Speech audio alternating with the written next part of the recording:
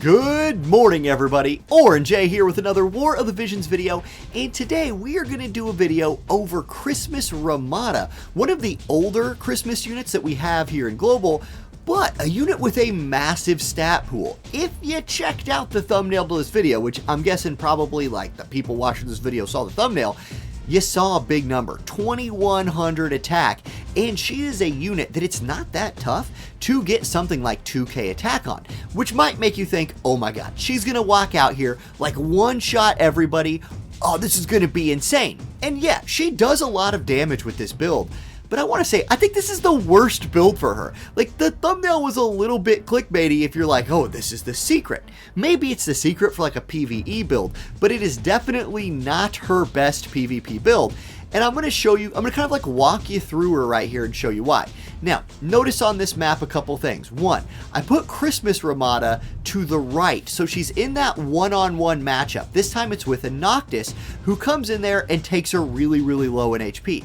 Christmas Ramada is somebody who can get one-shot fairly easily. Luckily, right here, she did not. Now, let's see what kind of damage she can do back. She's got that massive attack stat, 5174. You gotta be thinking right now, wait a second, she has like 2000 attack. Now to be fair, she had an attack buff right there, so she was sitting at about 1900, but with 1900 attack, you would think a unit doing a large multiplier damage attack would do more than like 5100 damage, but you'd be wrong. One of Ramada's biggest weaknesses and something you have to kind of overcome when you're playing her is she's a slashing unit. And she's a slashing unit without built-in slash attack resistance penetration, and slash resist is everywhere in this game. So even though you can pump her stats up really, really high, she's a unit that is squishy. Like, that was a level 113 Noctis who almost one-shot her. Like, you see I run zombie TMR on her, that's to keep her from getting one-shot. And even when she didn't get one-shot, she walked up to him, did her biggest damage attack, and he lived. So that's an issue. However, it does not make her bad. She's actually a really strong and really cool unit for PvE and PvP. Let me show you some tips with her and the way I really like to play her that is better than this 2000 attack version. Alright, now that we've gotten that like kind of troll 2100 attack build out of the way, I want to explain a couple things and then talk about my actual favorite build for Winter Ramada. First thing I want to explain. Stacking like a massive amount of pure offense is great if you can reliably one-shot things. Because Winter Ramada has the drawback of like not having access to a bunch of defense pin and slash attack resist penetration, she's really not going to reliably one-shot things in my opinion. That build might be great for PvE, but let me walk you through where I think she shines in PvP, and it might not be what you think. So let me go into her skills and talk about it here. It's gonna be a dueling build, a build that I really like to go 1v1 on somebody with, and it involves status effects. So moves like Hazard Break, her large multiplier AoE damage, I'm gonna turn that off. And instead I'm going to put Pressure Hazard on. It's a medium damage attack, hits in the same AoE, but it has a chance of inflicting stop. So I'm running my Ramada at 97 faith, hoping to inflict status effects on the enemies. So I want to turn this one on. I'm going to come down here, I'm going to leave her attack buff on because I want her to have a second move she can cast. Osmos Force off, Doom Scythe, I'm going to click that off. Drain Force, I'm keeping that off too. Instead, I'm going to go down to her Soul Rend sub-job, and I'm going to turn Paralyzing Edge on. This is another status effect move. It only costs 14 AP, and Paralyze can be pretty dang good. I'm going to turn Hard Slash off, I'm going to turn Hazard Spin off, and now her only attacks she has access to have a chance of inflicting status effects, and with 97 faith, you have a pretty decent chance of inflicting those things. I'm running her as a speed build with Odin, the Nier Automata, Pod 153 for the agility, and then the thing that I think is the most important for her, the single most important thing, is some form of re-raise. Like, you're not always going to land your status effects, and sometimes you're just going to get hit first. So Christmas Ramada has this like history of dying in one shot, giving her some way of overcoming death once, whether it's Yuna buffing her, whether it's Zombie Mask. Get her re-raise some way or another, and you will like her twice as much in my opinion. Okay, we'll talk about vision cards and Espers more specifically here in a second, but I want to do another fight because you know what? The videos get boring if we don't mix some fights in. Now, it's hard to find fire teams right now. Like, it's really hard to find pure fire teams. There's just not a ton of them in Arena. So if we can't find one, we'll settle for something else. I don't want her to get pulled to the left side of the map, so I'm going to avoid a slot 1 tank unless it's fire. Here we go. How about we take on, Noctis might move over and fight Oberon, and you want to avoid Noctis with a re-raise build because his Conjure Armature might kill your re-raise after it pops. How about instead we go for this Warrior of Light? So we're going to put Christmas Ramada in a 1v1 duel with the enemy tank. I actually have no idea how this will work out, but while we're watching this fight, I can kind of explain how to position her on a map. Now, our current arena map, the one we've been on for a couple weeks now, basically evolves into kind of the same thing every time, barring some hate shenanigans. You end up with this clustered up 2v2 on the left, and you can see my two friends on the left are going to enter into that 2v2. There's a lot of AoE that can happen over there. Ramada's not somebody you want catching a bunch of AoE damage from the enemy team. So I prefer to run her on the right side right here, which means she's going to be fighting Warrior of Light in the 1v1. I feel really good about her in most 1v1 situations, and let's see how she does against this Warrior of Light. He's not going to evade. He's not going to be able to kill her in one shot. I'm hoping that she can inflict a status effect on him and then just burn him down. That's the plan anyway. So paralyzed, there we go. We get the status effect. She lands the paralyzed, and now he's locked up. A bad thing here is notice how one of her other drawbacks is coming into play, and she's just having a hard time killing the guy.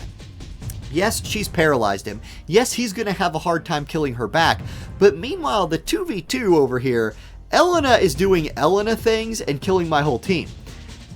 Ramada kind of needs to go over there and help, but she's never going to get to.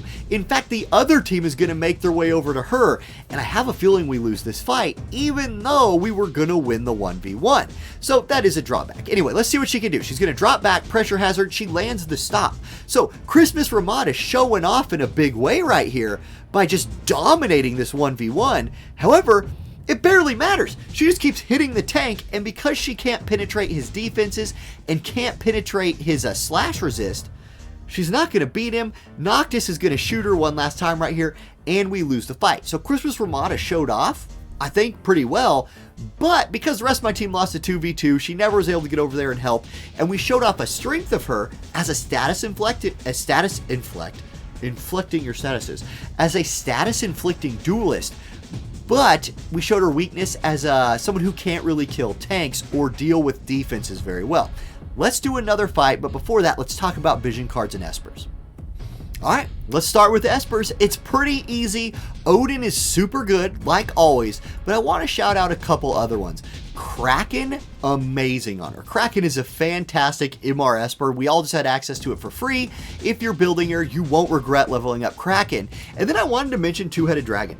Two-Headed Dragon is insane on her. He has a massive attack stat right here. He has a ton of attack nodes on his board, as well as slash attack, critical hit rate, accuracy. Like, he's a phenomenal Esper for her. He's just a little slow. So that's why I don't love her for the status, love him on her for the status effect build. I prefer a faster Esper like Odin, but Leviathan, Kraken, Fenrir, Two-Headed Dragon, like, you're looking for slash attack, man-eater, things like that.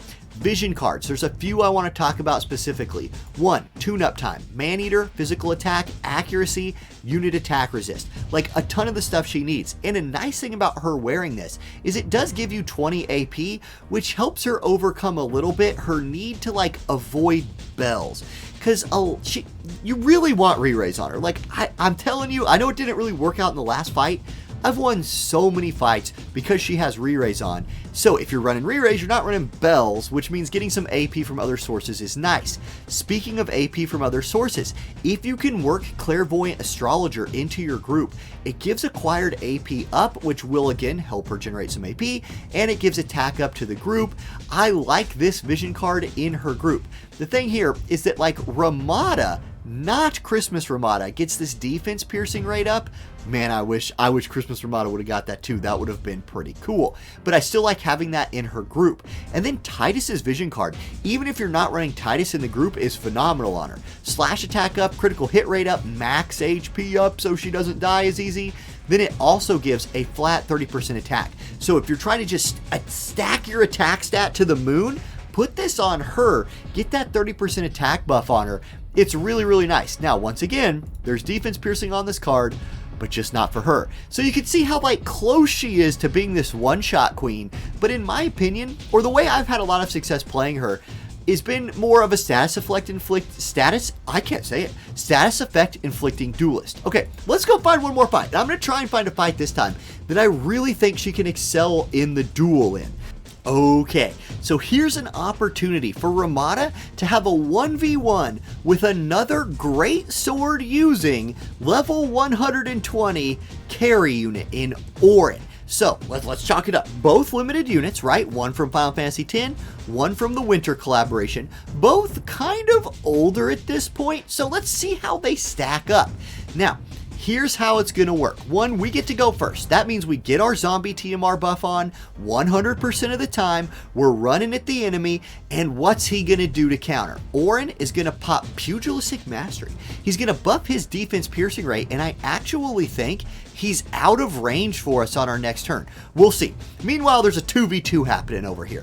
Don't pay attention to that. RNA is just, pole dancing in the sky, showing that she can one-shot our spear using regular MR Ramada. Oh, good job, RNA. Whatever. It's our turn. Here we go. Pressure hazard. We got in range, and there it is. There it is. Did we one-shot Orin? Not quite. We were lacking just a tiny bit of damage, but guess what? We stopped him, and then we can just walk over there and cut him in half for 5,100 damage. Great. That's how you win a duel right there, and that's how you win a duel with re-raise on and still being at 100% HP. Now, we're going to cast our attack buff and start looking to come over here and 1v1 this Gilgamesh. Kotetsu comes out, we're dead. Absolutely killed us, and guess what? Kotetsu removes re-raise, so we got trolled. I thought we were going to win. I thought we had it in the bag. You guys, I was wrong, we lost. Gosh dang it. But guess what? I still think that was a pretty good show off of what Christmas Ramada can do. She absolutely annihilated Orin in that 1v1. And even though we took a couple losses right there, both times we took that loss, it was the 2v2 on the other side of the map that lost, not our 1v1 with Christmas Ramada. So, let's do, you want to do one more fight just for fun? Let's do one more fight just for fun. Let's go find one. We got one orb left to use. Okay, found one.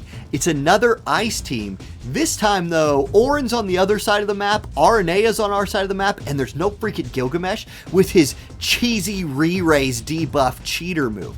So, alright, I'm feeling better about this. We're faster than they are. There's our re-raise. That's the power of Odin right there. Odin plus an agility item makes you a fast person.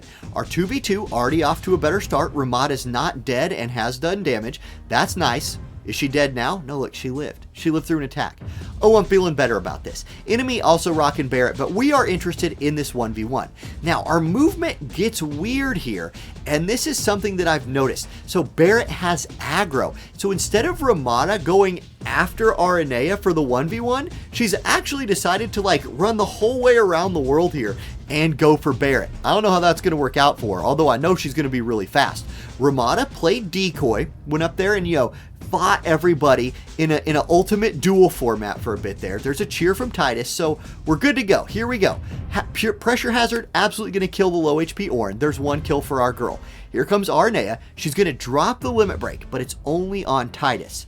Little does she know. She thinks she's identified the biggest threat in this fight. She's wrong. Titus is dead, but it sets up the perfect 1v2 for our girl. Her defense gets knocked down, but she's going to die anyway. Pressure hazard comes out. There's the stop on Barret. Okay, RNA is going to kill her once right here. Boom, she's dead. But guess what? She's coming back to life. Barret still has aggro though, so we're going to have to go deal with that.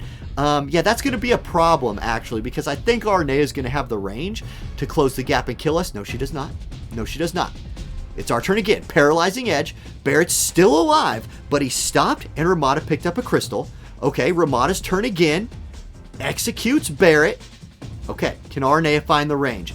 Gosh dang it, Arnea finds the range and shift strikes us and we lose. We lose again. This time though, I'm 100% blaming Titus. Christmas Ramada did great. Maybe I shouldn't have run an MR unit.